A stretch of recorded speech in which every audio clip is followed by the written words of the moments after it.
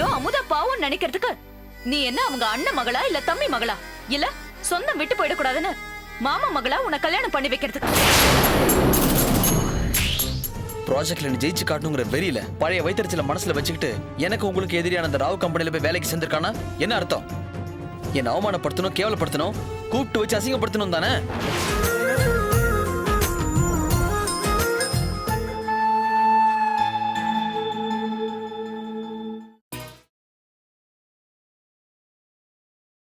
சிவா அமுதா கல்யாணத்தை பாக்குறதுக்கு நான் எவ்வளவு ஆசையா இருந்தேன் தெரியுமா? இப்ப என்னமா கெட்டு போச்சு? ஒரு வருஷம் தானே, 365 நாள் கண்ணை மூடி கண்ணை திறக்கிறதுக்குள்ள போயிடும். இது பாரு அமுதா, நீ யார் சொல்றதையும் கேட்காத. சிவாவை கூட்டிட்டு போய் ஏதாவது ஒரு கோயில்ல வச்சு கல்யாணம் பண்ணிக்கோ.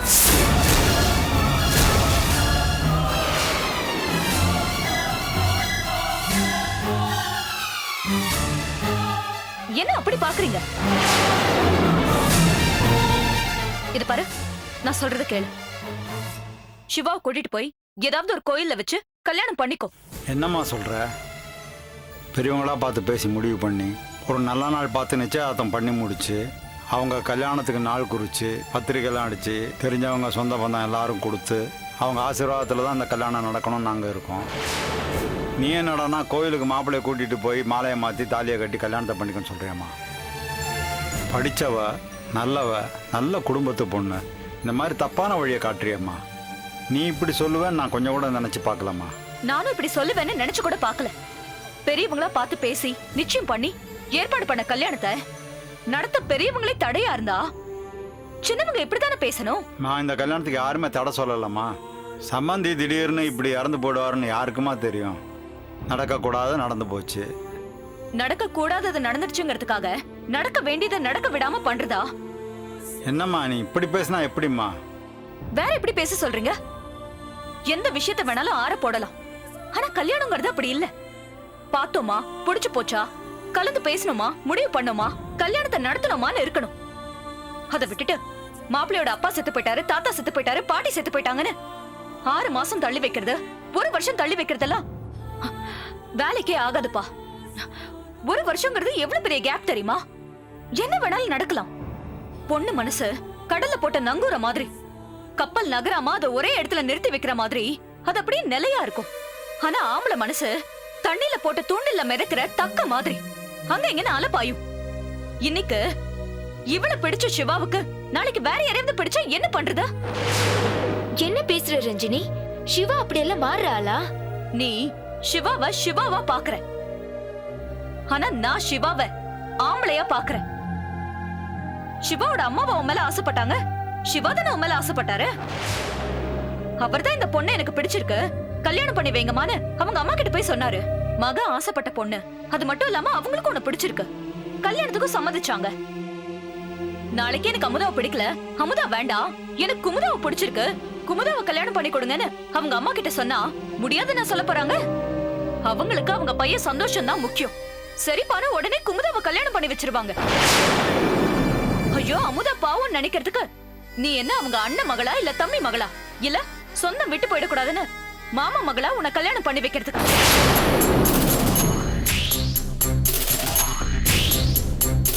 அதனாலதான் சொல்றேன் அமுதா, நீ எதுவும் பண்ண வேண்டாம், எல்லாத்தையும் நான் பாத்துக்கிறேன். சிவா கிட்ட நான் பேசி சம்மதம் வாங்குறேன். எந்த பிரச்சனை வந்தாலும் அத நான் ஃபேஸ் பண்றேன். நீ எதுக்கும் பயப்படாத, எதை பத்தியும் கவலைப்படாத. நான் முன்னாடி நின்னு இந்த கல்யாணத்தை ஏதாவது ஒரு கோவில்ல ஏன் செலவுலயே நடத்தி வைக்கிறேன். உன் கழுத்துல தாலி ஏறிடுச்சுன்னா யாரு என்ன பண்ண முடியும்? உங்க வீட்ல இருந்தோ அவங்க வீட்ல இருந்தோ ஒருத்தரும் கல்யாணத்துக்கு வர வேண்டாம். ஏன்னா உன் சைட்ல இருந்து யாராவது வந்தா மாப்பிள்ளைய கூட்டிட்டு போய் மக கழுத்துல தாலியை கட்ட வச்சுட்டாங்கன்னு கெட்ட பேர் வந்துரும். தாலி உன் கழுத்துல ஏறட்டும், கல்யாணம் நல்லபடியா முடியட்டும். மாலையும் கழுத்துமா ஜோடியா போய் சிவோட அம்மா கால்ல விழுங்க. என்ன பண்ண முடியும்? வேற வழியே இல்லாம ஆசீர்வாதம் பண்ணிதான் ஆகணும். அப்படியே ஆசீர்வாதம் பண்ணாம குடும்ப வழக்கத்தை மீறி கல்யாணம் பண்ணிக்கிட்டீங்கன்னு குதிச்சாங்கன்னு வெய்ய, நீங்க உங்க வீட்ல கூட தங்க வேண்டாம். ஏன்னா சிவா வீட்டோட மாப்பிளையா போயிட்டான்னு சொல்லுவாங்க. அது அவருக்கு கௌரவ குறைச்சல். நானே நல்ல வீடா பார்த்து வாடகைக்கு எதுக்கு புதுசா ஒரு பிளாட் வாங்கி உங்களை தண்ணி கொடுத்து நான் வைக்கிறேன். போதுமா?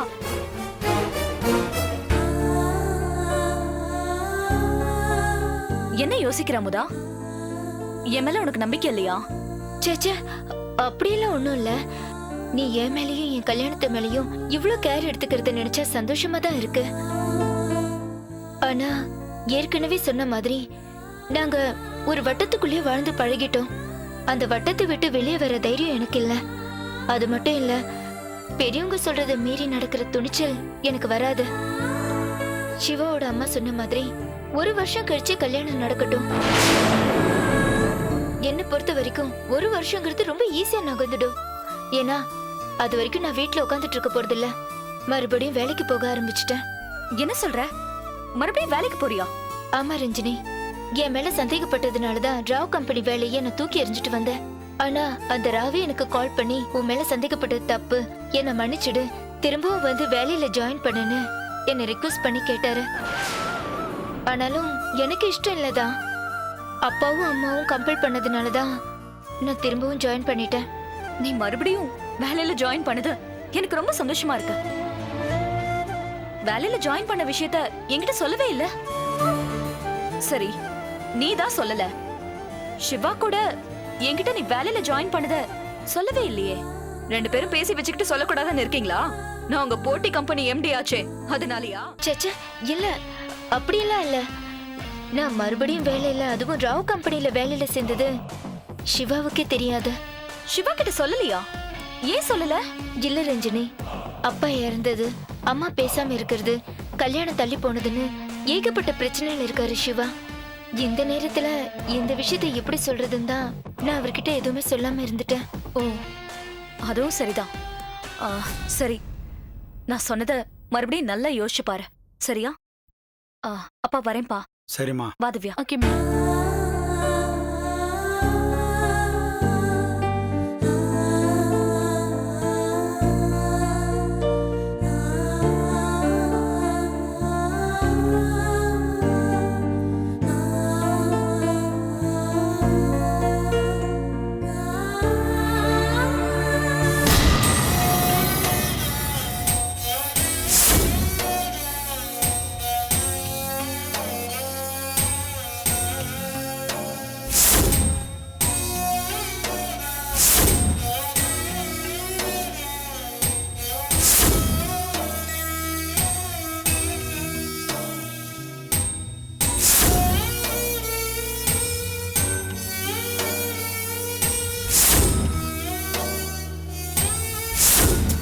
எதுக்கியா வந்த? எதுக்காக வந்தீங்க?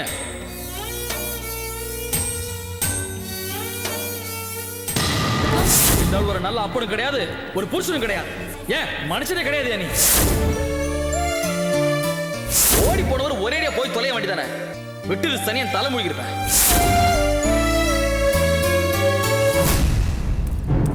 பெருமாளே, எப்படியாவது சம்பந்தி அம்மாவை இந்த கல்யாணத்துக்கு சம்மதிக்க வச்சிரு. கீழ் திருப்பதியில இருந்து மேல் திருப்பதி வரைக்கும் நடந்தே வரேன். எல்லாமே நல்லபடியா நடக்கணும் தாயே.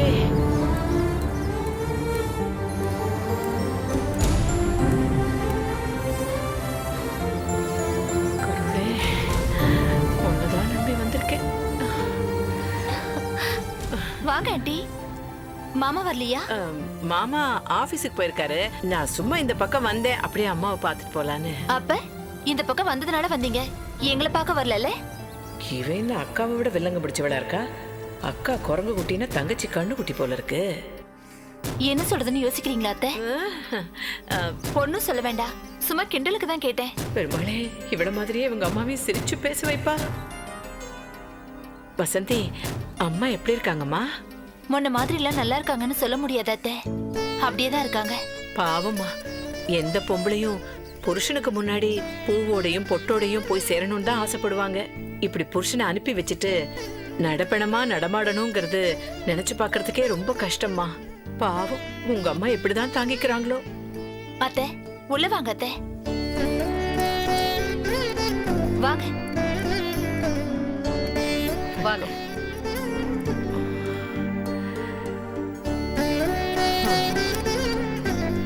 எப்படி இருக்கீங்கன்னு கேட்க முடியாத அளவுக்கு இருக்கீங்க. சம்பந்தியம்மா, அவர் உங்களை தனியா தவிக்க விட்டுட்டு போயிட்டாருன்னு நினைக்காதீங்க. அவரோட அடையாளமா 2 மகளையும் ஒரு மகனையும் கொடுத்துட்டு போயிருக்காரு. அவங்களுக்கு நல்லது பண்ணி அவங்கள சந்தோஷப்படுத்தி அதை பார்த்து சந்தோஷப்படுறதா நமக்கு ஆயுசுன்னு மனசை திடப்படுத்திக்கோங்க சம்பந்தி. உங்க மனசுக்கு ரொம்ப சங்கடமா இருந்துச்சுன்னா கோவில் குளம்னு போயிட்டு வாங்க. வீட்டுக்குள்ளேயே அடைஞ்சு கிடக்காதீங்க. முயற்சி பண்ணி பாக்குற சம்பந்தி. அப்படி தைரியமா சொல்லுங்க சம்பந்தி. அப்புறம் நெருங்கின சொந்தக்காரங்க கிட்ட அமுதா கல்யாணத்தை 1 வருஷம் தள்ளி போட்ட விஷயத்த சொல்லிட்டீங்களா? இல்ல சம்பந்தி, இன்னும் சொல்லல. இன்னும் சொல்லலையா? ஏன் சொல்லல?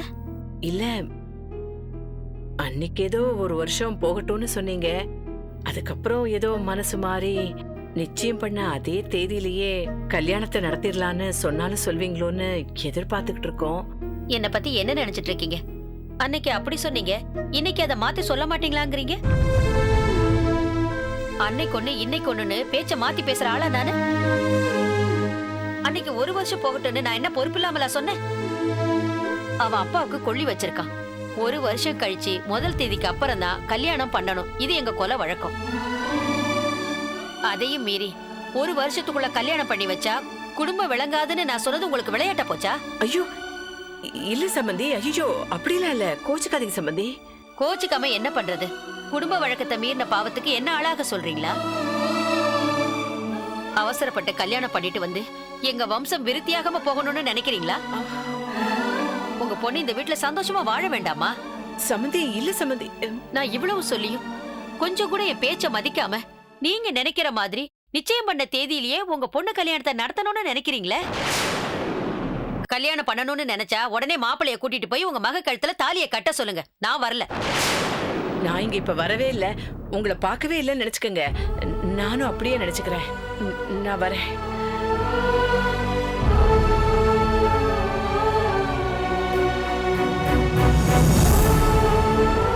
என்ன வசந்தி இது? உங்க அம்மா என்ன விட கோவக்காரங்களா இருக்காங்க. எங்க அம்மா கோபப்படுறதுக்கு நீங்க காரணம் இல்ல அத்தை. உங்க பொண்ணு நர்மதா தான் காரணம். அவ என்ன பண்ணா? நர்மதா எங்க அம்மா கிட்ட வந்து கல்யாணத்தை 1 வருஷம்லாம் தள்ளி போட முடியாது, நிச்சயதார்த்தம் பண்ண தேதியிலே நடக்கணும்னு பேசினா. அப்படியே நர்மதா வந்து பேசினா? அவ வந்து பேசின விஷயம் எங்க வீட்டுல யாருக்குமே தெரியாதேம்மா. பெரிய மனுஷி மாதிரி அவ வந்து பேசினதா எங்க அம்மா கோவத்தை கிளறி விட்டுருச்சு. அந்த கோவத்தை தான் உங்க மேல காட்டிட்டாங்க. அப்படியே செய்தி. அவளை வீட்டுல போய் நான் வச்சுக்கிறேன். ஆண்டி ப்ளீஸ் ஆண்டி, தேவையில்லாம கோவப்பட்டு பேசிடாதீங்க ப்ளீஸ் ஆண்டி. இல்ல இல்ல, நான் பாத்துக்கிறேன். நீ உள்ள போ, உள்ள போ.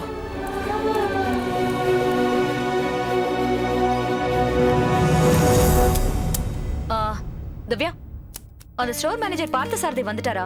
இல்ல மேடம், அவர் லீவ் போட்டு கும்பகோணம் போயிருக்காரு மேடம். வாட்? கும்பகோணம் போயிருக்காரா? ஆமா மேடம், ஏதோ கோயிலுக்கு டூர் போறதா சொன்னாரு. இது பாரு, அந்த ஆளுக்கு போன போட்டு கும்பகோணத்திலே இருக்க சொன்னாங்க. திரும்பி வர வேண்டாம், உங்களை வேலையை விட்டு தூக்கிட்டாங்கன்னு நான் சொன்னேன்னு சொல்லு. Okay ma'am. ஸ்டாக் வேற டேலி ஆக மாட்டேங்குது. என்ன பண்ணிருக்கான்னு தெரியல அந்த ஆளு. சரி, சிவா வந்துட்டாரா? உட்காருங்க சிவா, உங்ககிட்ட ஒரு முக்கியமான விஷயம் பேசணும். சொல்லுங்க மேடம்.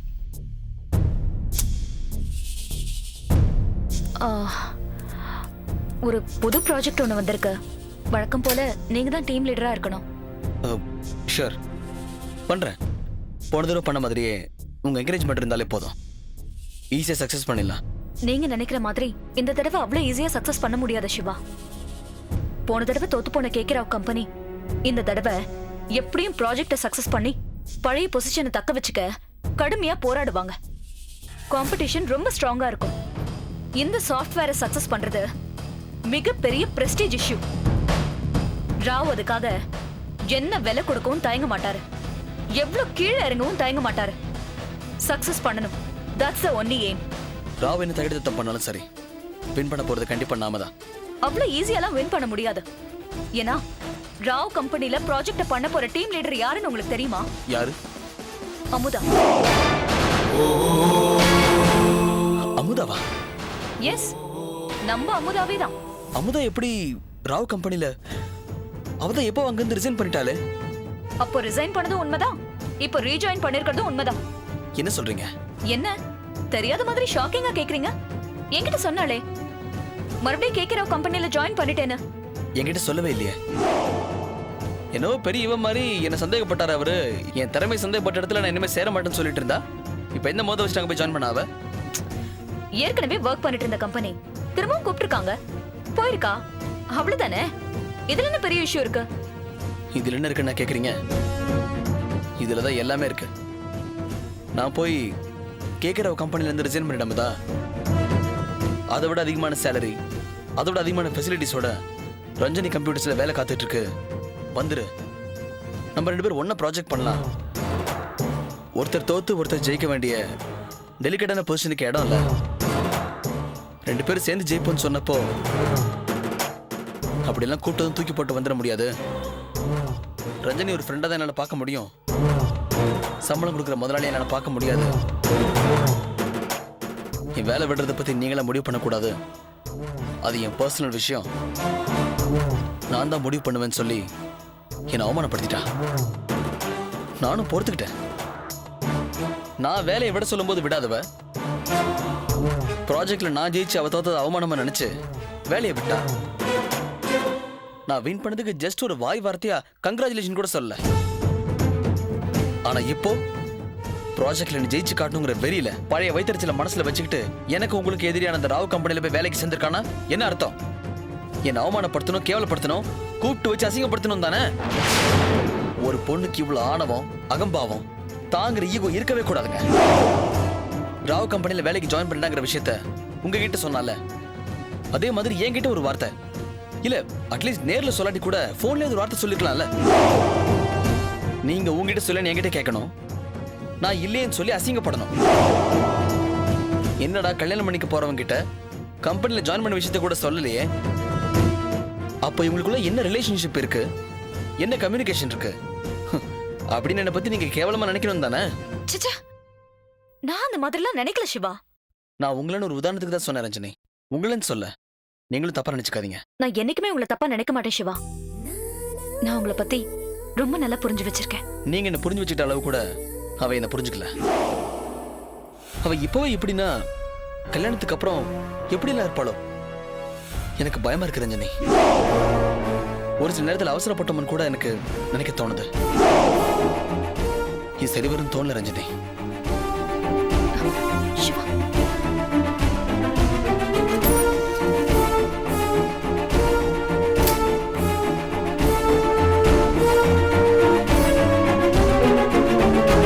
கரெக்டான இடத்துல பத்த வச்சிட்டீங்க மேடம். சிவா வாயில இருந்தே நீ என்ன புரிஞ்சுக்கிட்ட அளவுக்கு அவ என்ன புரிஞ்சுக்கலன்னு சொல்ல வச்சிட்டேன் பாத்தியா? பார்த்தேன். இப்பவே எப்படின்னா கல்யாணத்துக்கு அப்புறம் எப்படி இருப்பாளோ அவசரப்பட்டுட்டேனோன்னு தோணுது அப்படின்னு சொன்னாரு. கேட்டியா? கேட்டேன். இது இது போதும். இத வச்சு சிவாவை நான் என் பக்கம் எப்படி சாய்க்கிறேன்னு பாரு.